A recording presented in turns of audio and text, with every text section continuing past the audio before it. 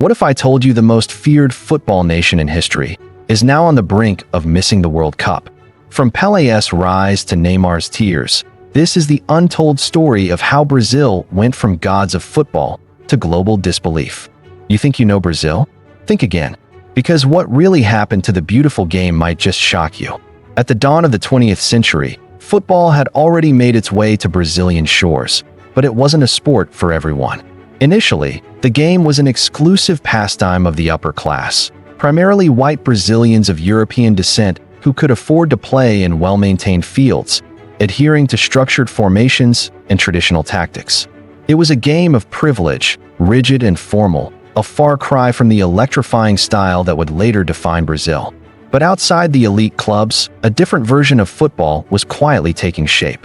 On the streets, in the alleys, and on makeshift pitches where space was scarce and conditions were far from ideal, the working class, many of African and indigenous heritage, crafted their own style of play.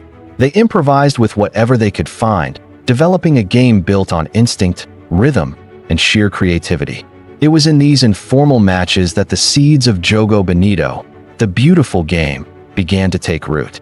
Over time, this street-inspired football would evolve into an unparalleled fusion of athleticism and artistry, setting the stage for a revolution that would captivate the world. The influence of Brazil's culture on its football was unmistakable. The fluid dribbling and dazzling footwork mirrored the intricate steps of samba, while acrobatic moves like bicycle kicks bore striking similarities to the martial art capoeira. This uniquely Brazilian style was unlike anything the world had seen before, and in 1958, a teenager from the streets of São Paulo would become its ultimate embodiment. His name? Pele. At just 17 years old, Pele, alongside legendary teammates like Garrincha and Vava, stunned the footballing world. Their style was exhilarating, free-flowing, unpredictable, and breathtakingly skillful. While other teams relied on rigid formations and structured gameplay, Brazil overwhelmed opponents with spontaneous movement and technical brilliance. Their dominance was so absolute that they felt invincible. With Pele leading the charge, Brazil secured 3 out of 4 World Cups from 1958 to 1970, cementing their status as the ultimate footballing nation. At the time, nearly all of Brazil's stars played domestically, representing local clubs in a league that was overflowing with world-class talent. Some skeptics argue that Brazil's dominance during this period came against weaker competition. But make no mistake, by the standards of their era, they were far ahead of everyone else. Their success inspired generations to embrace the Brazilian way of playing, refining their dribbling, developing new skills, and pushing the boundaries of creativity. Football wasn't just a sport in Brazil, it was a national treasure. Every aspiring player dreamed of donning the iconic yellow jersey and continuing the legacy of those who came before them. By the 1980s, Brazil's footballing reputation was already legendary, but the rise of Zico, often called the White Pele, added yet another chapter of brilliance. Alongside players like Socrates, Jr., and Eder, Brazil played some of the most mesmerizing football the world had ever seen. Though they didn't win as many titles as previous generations, their style remained pure Jogo Bonito, full of elegance, flair, and tactical intelligence. Even when silverware eluded them, Brazil was still a powerhouse, feared and respected by all. And in 1989, they achieved something Pele's era never did, lifting the Copa America, a title that had long eluded them. Then came the 1990s, an era that would bring Brazil back to World Cup glory. After a 24-year drought, Brazil reclaimed football's ultimate prize in 1994, spearheaded by the clinical finishing of Romario. While some questioned whether that squad was as talented as the great teams of the past, Romario himself admitted they thrived on unity and relentless attacking play rather than overwhelming individual brilliance. Romario and Bebeto formed an electrifying partnership that tormented defenses throughout the 1994 World Cup, ultimately guiding Brazil to the final against Italy. There, a tense battle culminated in a moment of history as Brazil triumphed over a Roberto Baggio-led Italian side, clinching their nation's 4th World Cup trophy. But this victory wasn't just a return to the top. It marked the emergence of yet another once-in-a-generation talent who would elevate Brazil to even greater heights. Enter Ronaldo. Soon, He became a global sensation, earning the nickname O Fenomeno, the phenomenon. By 1997, Ronaldo had already established himself as Brazil's leading star, finishing as the top scorer of the Copa America and securing the prestigious Ballon d'Or.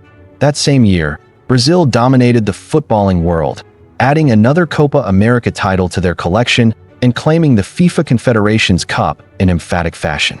With an all-star lineup featuring the likes of Rivaldo, Cafu, Roberto Carlos, and many more, Brazil had evolved into an unstoppable force. The football world expected their dominance to continue at the 1998 World Cup. Brazil entered the tournament as overwhelming favorites, but in a shocking twist, it was the underdog French team, playing on home soil, that shattered their dreams. Against all odds, France dismantled Brazil in the final, with Zinedine Zidane putting on a masterclass. But even in the face of this heartbreak, nobody believed Brazil was done, and they weren't. Despite the World Cup disappointment, Brazil quickly reasserted their dominance. Argentina, their fiercest rivals, would experience firsthand the resurgence of Jogo Bonito, as the trio of Ronaldinho, Rivaldo, and Ronaldo toyed with them in a crushing 4-1 victory. Brazil's legendary 3RS spearheaded an unstoppable attack, leading the team to yet another Copa America triumph in 1999, proving that the 1998 loss was nothing more than a temporary setback. By the time the 2002 World Cup arrived, Brazil had only one mission: reclaim the ultimate prize. This squad, a refined version of their 1998 team, now led by Cafu and immortalized by Ronaldo's infamous haircut, steamrolled their way through the tournament. They dismantled every opponent in their path, leaving no doubt about their superiority as they secured Brazil's 5th World Cup title. Now imagine if they had won that 1998 final as well. 3 consecutive World Cup trophies would have placed them in an untouchable realm, a feat unmatched in football history. They would have been cemented as the most dominant dynasty ever, eclipsing even the golden generation of Pele's era. But even beyond the World Cup, Brazil continued to reign supreme. The 2004 Copa America saw them claw back from the brink of defeat against Argentina, with Adriano's last-minute thunderous equalizer silencing their bitter rivals and forcing a penalty shootout, where Brazil once again emerged victorious. The following year, in the 2005 Confederations Cup, led by the brilliance of Ronaldinho, Brazil delivered another dominant display, thrashing Argentina 4-1 in the final. These weren't just wins, they were statements of continued supremacy. With a team stacked with legends, Brazil swaggered into the 2006 World Cup with overwhelming confidence. The squad boasted Ronaldo, a prime Ronaldinho, and an informed Kaká, an attacking trio that struck fear into opponents. Once again, they were the favorites. But just like in 1998, Zidane stood in their way. In one of the greatest individual performances in World Cup history, Zidane orchestrated a French masterclass, single-handedly dismantling the mighty Brazilian squad.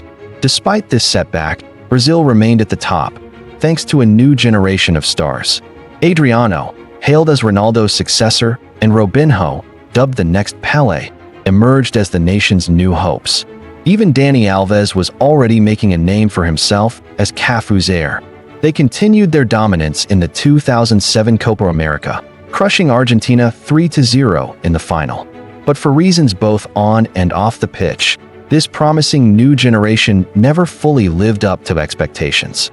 By the late 2000s, Brazil's identity had begun to shift, and not for the better. Their once fluid style started to fade, replaced by a more pragmatic approach. It wasn't until a few years later that Brazil would find another generational talent to carry the hopes of a nation. His name was Neymar. With Neymar leading the charge, Brazil sought to reclaim their lost glory. But beneath the surface, the cracks were already showing. Nobody could have predicted what was about to happen on home soil in 2014. That year, Brazil hosted the World Cup with dreams of a fairy tale ending. Instead, they endured one of the most infamous moments in football history.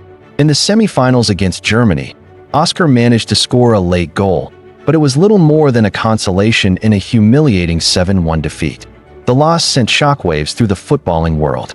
For Brazil, it wasn't just a defeat, it was an existential crisis. The struggles continued. In the 2015 Copa America, Neymar lost his composure in a heated match against Colombia, earning a 2-match suspension. Brazil was later eliminated by Paraguay in a penalty shootout, marking another disappointing campaign. The 2016 Copa America scenario brought more misery, as a controversial handball goal saw Brazil eliminated by Peru in the group stage, leading to the departure of longtime manager Dunga. Despite boasting talented squads, Brazil's struggles persisted on the world stage. At the 2018 World Cup, they entered as one of the favorites, but Neymar, returning from injury, wasn't at his best. Brazil barely scraped through the group stage before encountering Belgium's golden generation. Within the first half, Brazil found themselves trailing 2-0, a deficit they could never overcome. Once again, their World Cup dreams were cut short. It was evident that Brazil's footballing identity had changed. Jogo Bonito was fading. Instead of mesmerizing dribbling and free-flowing play, the squad was now better known for its media presence and off-field antics. The new generation seemed more focused on celebrity status than footballing brilliance.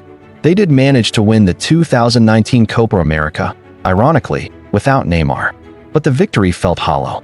The team barely scraped past Venezuela and Paraguay, and their performances failed to convince fans that Brazil was back to its former glory.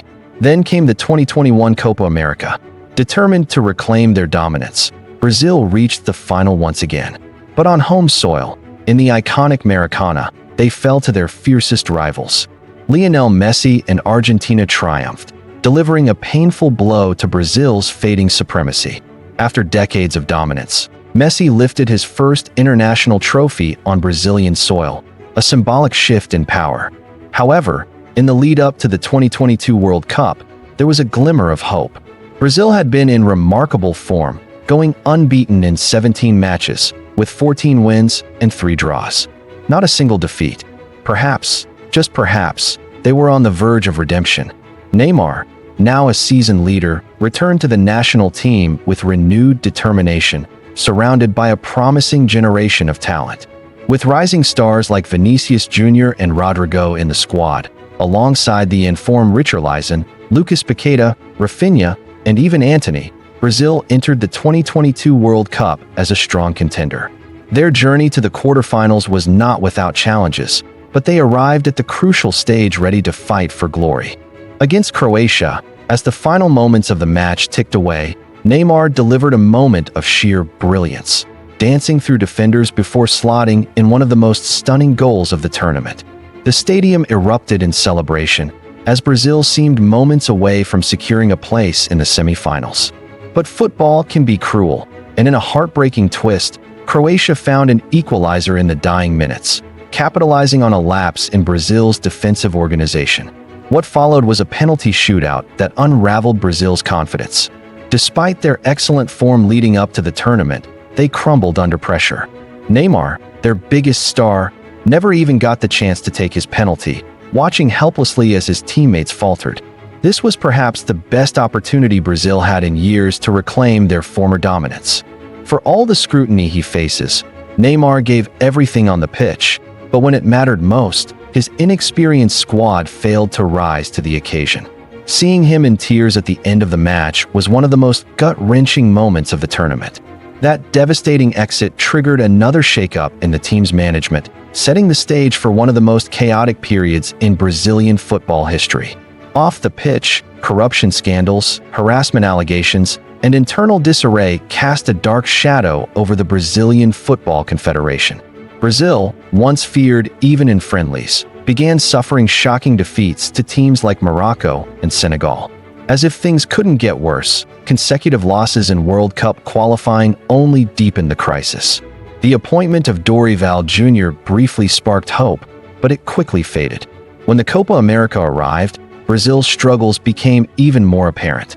Across 4 matches, they managed only 1 win and 2 draws before suffering a crushing quarterfinal defeat to Uruguay. Now, sitting in a precarious 5th place in World Cup qualifiers, just a single point from an unimaginable disaster, Brazil faces the real possibility of missing the tournament altogether, a scenario that would mark the biggest World Cup qualifying shock of the 21st century. Brazilian football, once defined by its mesmerizing, free-flowing attacking play, has gradually become rigid and uninspired. The current generation leans too heavily on Neymar, and his absence often leaves the team looking devoid of the spark that once made them extraordinary. While Vinicius Jr. and Rodrigo are undoubtedly world-class talents, they thrive in club environments where they have elite midfielders supporting them. The national team, however, lacks the same level of midfield quality, making it difficult for them to flourish. The samba style that defined Brazil's golden eras has been diluted. Neymar is arguably the last player to truly embody the essence of Jogo Bonito, and beyond him, there seems to be no one capable of carrying that legacy forward. Even with immense individual talent, Brazil no longer has a player who can single-handedly dictate the game, regardless of the quality surrounding him. A major contributing factor is the mass exodus of young Brazilian players to European clubs at an early age. Unlike in the past, when Brazil's best talents developed domestically before moving abroad, today's stars often leave before they ever play in the Brazilian league. The result? A national team filled with players who, while Brazilian by birth, have grown up in vastly different footballing cultures. Many of them develop in Spain, Germany, Italy, France, or England, never truly forging chemistry with their compatriots on home soil. This fragmentation has led to a noticeable lack of cohesion within the squad. Beyond the player pool, Brazil's struggles extend to its defensive foundation. Historically, they have struggled to produce world-class defenders in the same way they have produced attacking talent. This problem has only worsened over the years, largely because Brazilian domestic football has never prioritized defensive discipline. As a result, the talent pipeline for elite defenders has all but dried up. Then, there's the issue of coaching. Unlike European powerhouses that consistently produce top-tier tacticians, Brazil has failed to develop managers who can compete at the highest level. When was the last time a Brazilian coach led a major European club to success? That drought speaks volumes about the structural issues within Brazilian football. And now, with Carlo Ancelotti deciding to extend his stay at Real Madrid instead of taking over the national team, Brazil faces an ongoing leadership crisis. Even off the field, something feels different. This team lacks the unity and chemistry that defined past generations. It's understandable. Many of these players left Brazil at such a young age that they never had the opportunity to develop together. While other nations have evolved their tactical approaches to meet modern football's demands, Brazil has been slow to adapt, stubbornly clinging to a style that is fading into irrelevance. For a nation that once set the gold standard for footballing excellence, the road ahead looks uncertain.